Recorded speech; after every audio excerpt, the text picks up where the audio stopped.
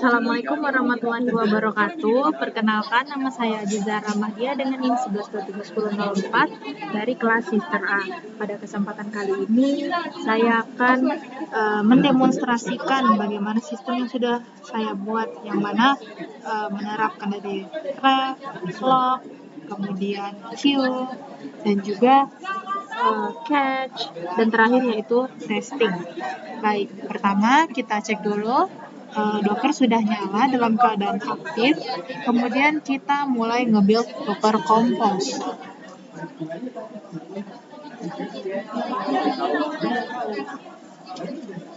Baik, di sini saya akan nge-enter Docker Compose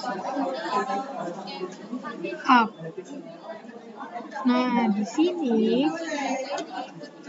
tadi kan pertama saya memastikan bahwa environment masih bersih dari data lama dan juga supaya tidak terjadi inkonsistensi dalam pemilihan leader. Dan ini saya menjalankan sistem menggunakan Docker Compose dengan yang mana dia menghasilkan 3 node aplikasi dan 1 share storage Redis. Dan flag dari build ini saya gunakan untuk memastikan semua perubahan kode pada main.py. Dan itu sudah terinstall ke dalam kontainer. Di sini sudah berhasil ke build, dan selanjutnya kita akan ngecek curl node 1. Nah, node 1 di sini terpilih sebagai leader karena leader sama dengan true. Lanjut, kita cek untuk node 2. Di sini node 2 atau 8002 leader sama dengan false, atau di sini dia sebagai follower. Kemudian kita cek ke node 3. Nah, di node 3 ini dia juga memang seharusnya false karena dia sebagai follower. Dan di sini kan kita sudah mendapatkan ya leader itu adalah node 1. Nah, selanjutnya mari kita buka tab masing-masing browser untuk melihat status dari masing-masing node ini. Nah, kita coba cek dulu untuk node 2. Nah, di sini kan kita masih melakukan ref election dari node election dari ref. Nah, di sini kita akan dengan menggunakan Swagger UI, kita akan melakukan testing API. Pertama untuk endpoint dari log acquire terlebih dahulu. Nah, di sini kita klik try it out. Nah, di sini kita masukkanlah resource name, misalnya db, kemudian log type, kita klik coba eksklusif,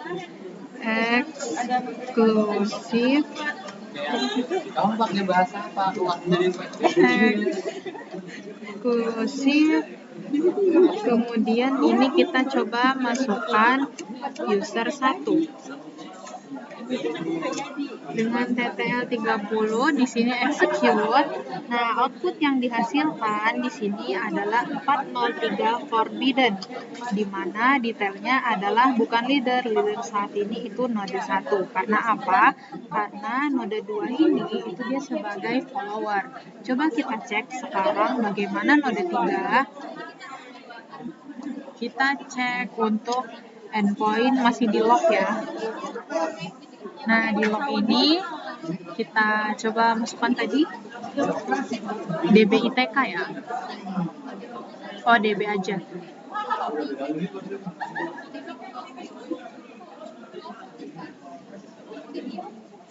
Ini DB, kemudian log type-nya eksklusif.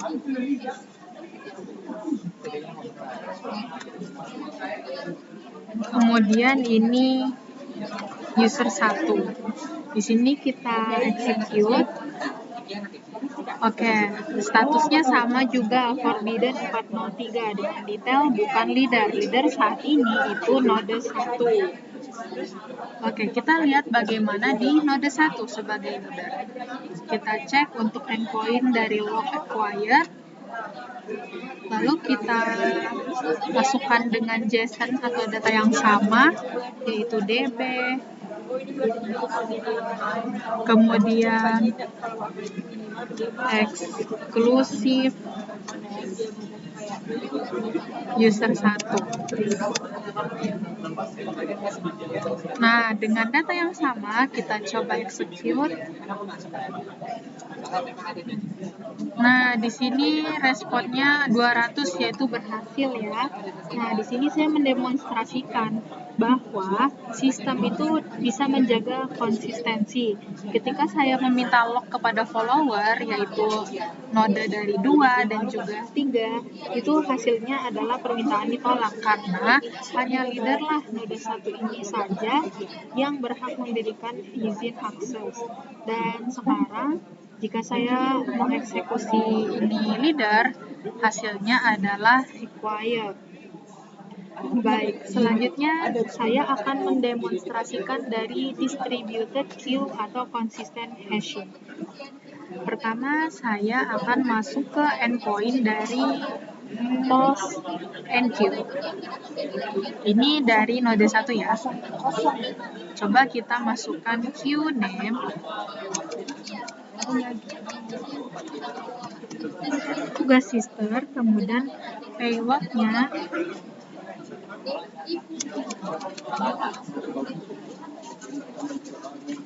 itu data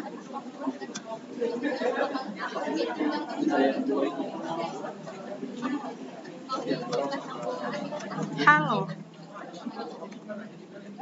Nah, di sini ketika saya execute, ini salah nih.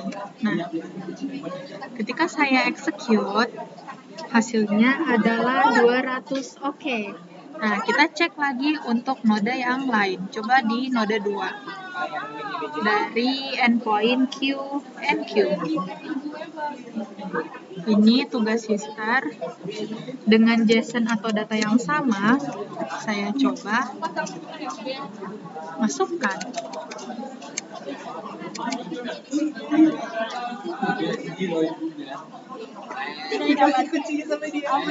Data titik 2 halo.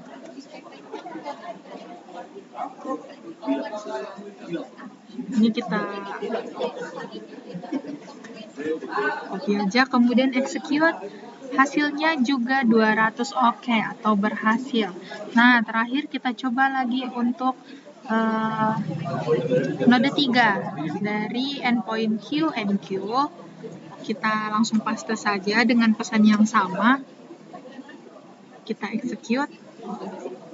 Dan hasilnya adalah 200 oke atau berhasil. Nah, untuk queue ini atau antrian, sistem menggunakan consistent hashing, di mana kalau tadi kan di log itu kan hanya leader yang bisa memberikan izin, tapi tidak seperti logging di enq ini bisa dilakukan di node mana saja, node 1, 2, atau 3. Kalau node tersebut bukan pemilik hash dari antrian ini, dia bakal meneruskan permintaan ke node yang benar di balik layar. Dan hasil dari 200 oke ini, dia menunjukkan data berhasil disimpan di cluster. Baik, sekarang kita lanjut untuk mendemonstrasikan dari cache coherence atau protokol Messi. Pertama, kita coba di node 2. Di node 2 itu kita mencoba untuk endpoint-nya yaitu post cache. Nah, kita coba masukkan, kita try. Kita coba key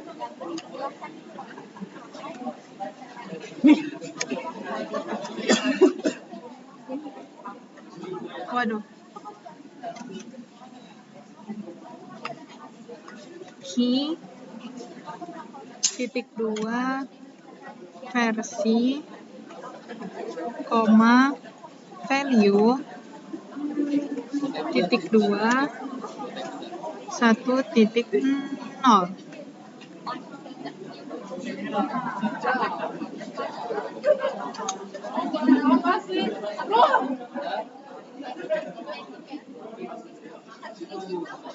Nah, kita coba.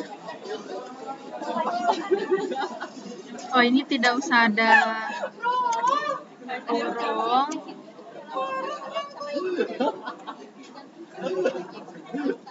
Nah, terus kita execute. Nah, di sini jawabannya adalah node 2 status updated, yaitu output berhasil. Nah, di sini saya menerapkan protokol dari Messi untuk cache coherence. Nah, saat node 1 itu mengisi cache, dia berada dalam status modified. Nah, tapi jika node 2 mencoba menulis ke kunci yang sama, node 1 akan menerima sinyal invalidate agar datanya dihapus, dan ini menjamin tidak ada node yang menyimpan data yang sudah basi atau stale. Baik, terakhir kita masuk ke testing. Baik, selanjutnya kita akan melakukan testing dengan menggunakan PyTest. Di sini saya menuliskan perintah docker exec dising node 1 PyTest tests, dan hasilnya adalah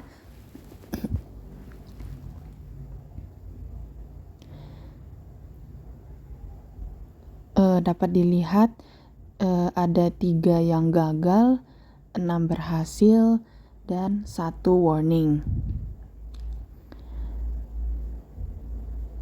Nah, kalau kita lihat dari filenya ini, itu sebenarnya bukan karena kecacatan dari logika, tetapi karena dari parameter timing yang tidak sinkron antara file test dengan konfigurasi stabilitas demo yang kita buat sebelumnya.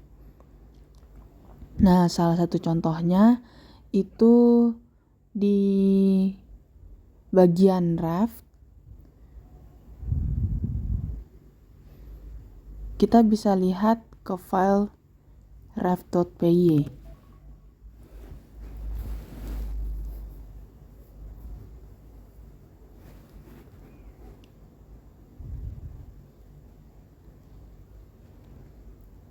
Nah, di ref.py dengan folder konsensus ini, kita bisa lihat bahwa kan sebelumnya tadi kita mengubah election timeout range-nya itu di 1,5 sampai 3,0 detik supaya stabil saat demo.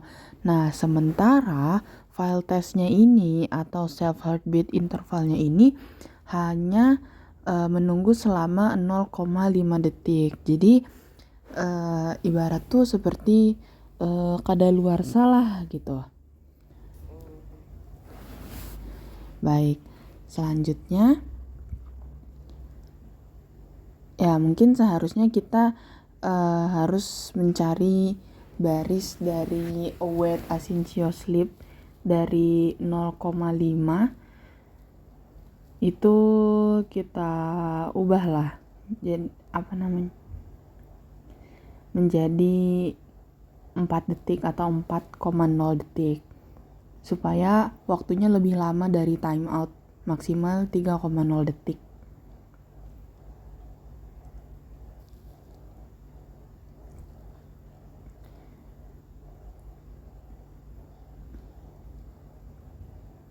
Kemudian juga di log manager itu kan tadi ada pesan ya PyTest remove in 9 warning. Itu muncul karena PyTest asyncio-nya itu dia perlu konfigurasi eksplisit untuk fixture asynchron gitu. Jadi mungkin ada dekorator yang harus kita tambahkan, misalnya add pytest.mark.asyncio.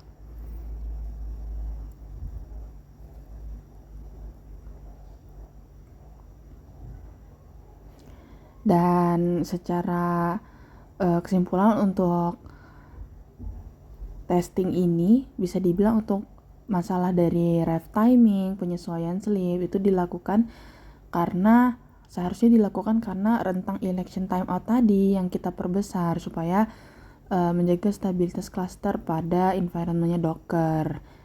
Karena kan Docker ini punya jaringan yang lebih tinggi lah dibanding simulasi lokal murni. Seperti itu.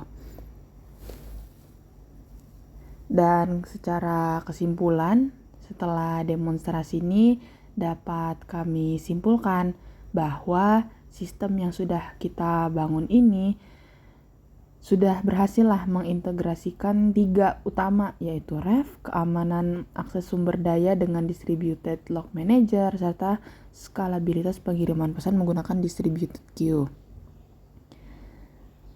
Dan dapat disimpulkan bahwa keberhasilan sistem kita ini terbukti bisa melakukan leader election, kemudian bisa menjaga konsistensi data di seluruh klaster melalui centralized state store berbasis Redis, dan juga mekanisme dari consistent hashing atau MD5 yang juga telah bekerja efektif dalam mendistribusikan beban kerja secara menyeluruh di node yang aktif.